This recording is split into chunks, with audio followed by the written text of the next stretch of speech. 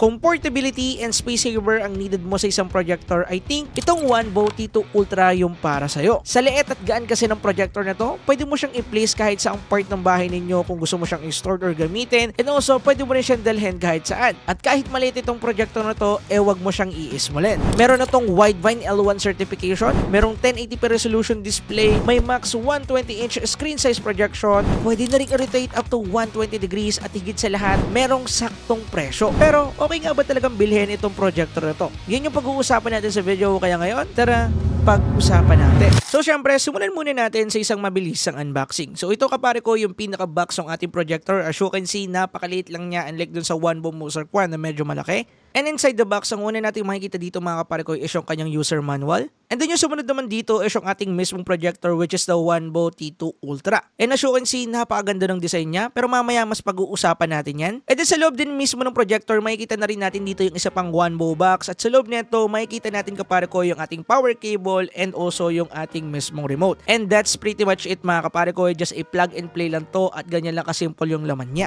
Ngayon, pag-usapan natin yung build and also design ng projector na to.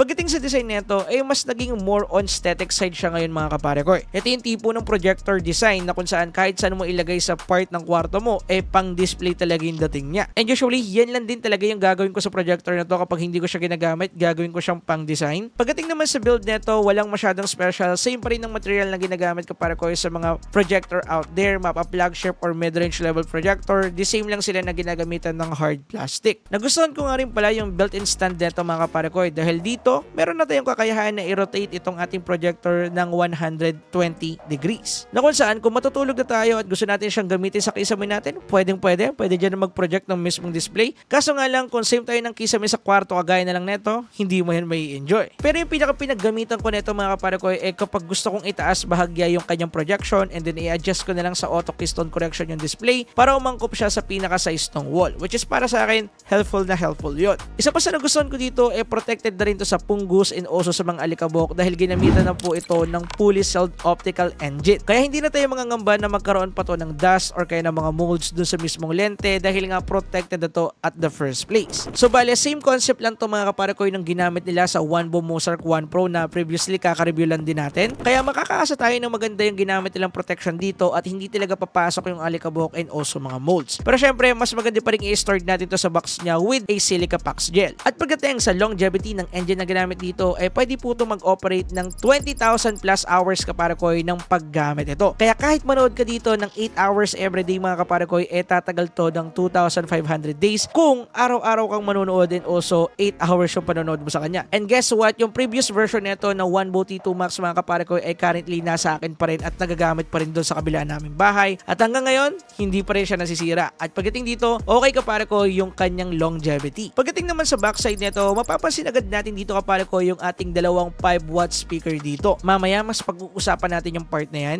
At kung bababa pa tayo bahagya, mapapansin natin kapare ko dito yung kanyang heatsink. Dito lumalabas yung medyo mainit na hangin kapag ginagamit na natin itong projector. And then sa pinakababang part naman makikita natin dito yung mga available ports natin. Meron na tayo ditong HDMI port, meron na rin tayo ditong USB-A port, isang audio port para sa ating mga speaker, and also nandito na rin kapare ko yung ating power port. And then located naman yung sensor kapare ko neto dito sa pinakaunang na part. So dito lahat mga kapare ko yung magbe-base yung effectivity ng ating mga AI features, kagaya na lang ng auto keystone correction, obstacles avoidance, at kung ano-ano pa. Ngayon naman, syempre, pag-usapan natin mga kapare ko yung pinaka-main reason kung bakit ka nga ba bibili ng projector, which is yung kanyang mismong display. Dahil unang-una, meron na po itong Widevine L1 certification kapare ko pagdating dito sa Netflix and also sa Prime Videos. At para sa mga hindi pa aware, ibig sabihin lang neto, mamamaximize natin yung Full HD plus 1080p resolution display ng projector na to dahil ganun din yung ipoproject niya pagdating sa mga application na madalas natin pinapanood ng movies, which is Netflix and also Prime Videos. Kaya kapansin-pansin dito mga kapare ko yung pagiging sharp mismo ng kanyang display. At kung nakagamit na rin kayo ng projector before at napansin niyo na hindi ganun kaganda yung kanyang display quality pagdating sa Netflix or Prime Video application, dahil yan kapare ko sa pagiging Widevine L3 lang ng projector na gamitin nyo. Kagaya na lang ng predecessor neto na OneBow T2 Max. But anyway, pagdating sa mismong video output kapare ko na nakuha natin dito sa projector na to, nag-enjoy naman talaga ako sa kanya. Sharp, detailed at maganda kapare ko yung kanyang pinoproject dito. By the way, naka DCI-P3 color gamut na nga rin pala to, kaya mapapansin din natin sa kanya yung kanyang medyo vivid boosting pagdating sa mga color. Pero yeah, nandyan pa rin talaga yung design. At kung titignan din natin kapare ko yung size neto, talagang malaki yung pinakakaya niyang isagad dahil up to 120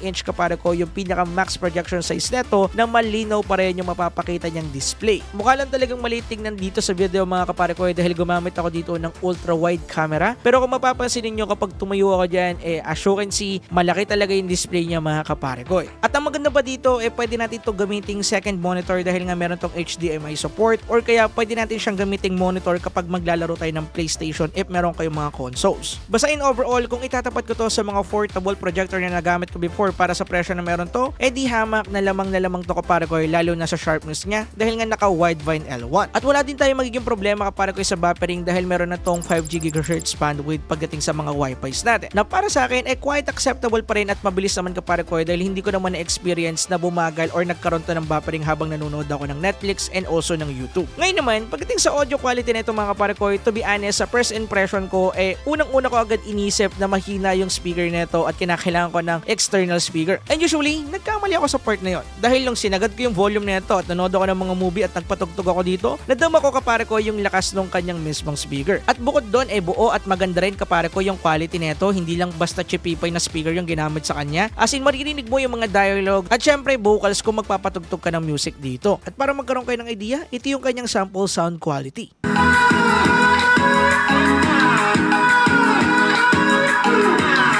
Well, the wind thing is called aerokinesis, and the nanobots were injected into my bloodstream by this really messed up scientist who kidnapped me when I was 15.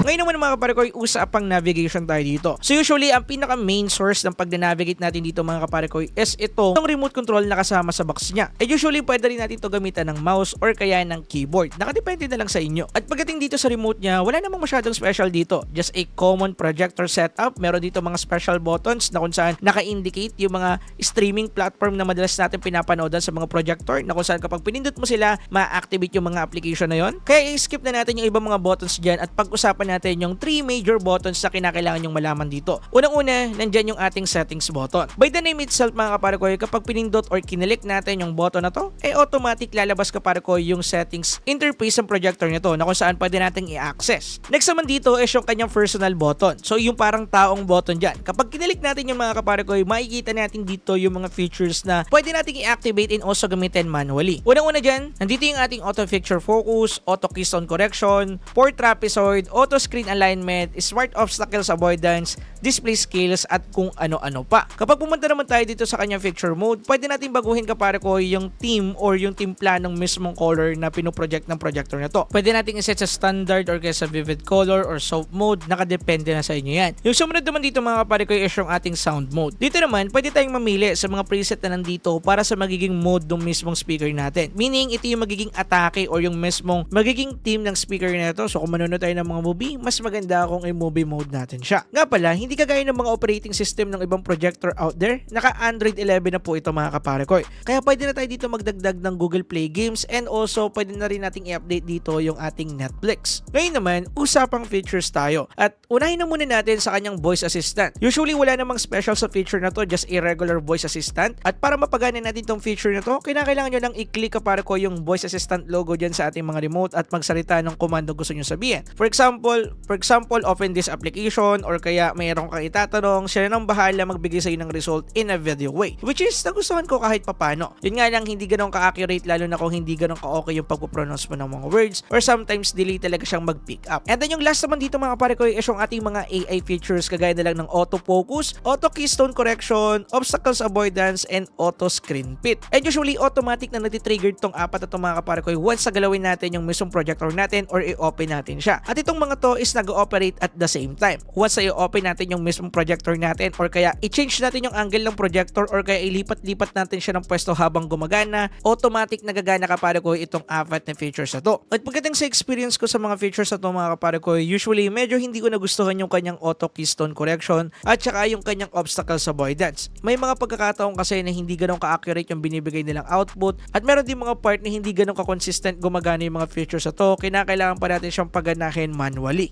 Pero nangyayari lang naman yan mga kapare ko kung hindi pantay yung pagpuprojectan na ito na wall. Kung pantay naman at wala namang masyadong nakaharang na object, gumagana naman itong mga features na to ng perfectly fine. At yan lang naman yung feedback ko or na-experience ko kapare ko sa mga features na to. At kung naalala nyo sa intro, sinabi ko mga kapare ko na affordable yung presyo na ito. Dahil para sa lahat ng mga specification na nasabi ko sa inyo mga kapare ko, yung presyo lang po nito is nasa 10,000 plus pesos lang. At kung ako yung tatanungin ninyo mga kapare ko, masasabi kong napakasulit ng projector na to dahil nga naka wideband L1 na siya. Kaya mas may enjoy natin dito kapare ko yung panonood ng mga movies and also ng series. So syempre bago magtapos mga kapare ko yung full review natin, daanan natin dito yung ating pros and cons. At unahin natin sa pros. Pagdating dito, unang-una yung presyo niya mga kapare ko, para sa akin for the price, napakasulit po ng projector na to para sa mga specification na na-discuss natin kanina. Next naman is yung kanyang compactness and also lightweight design. Kagaya ng pinupoint ko kanina, kahit saan pwesto natin siya ilagay, basta meron siyang wall na pagpuprojectan ng display,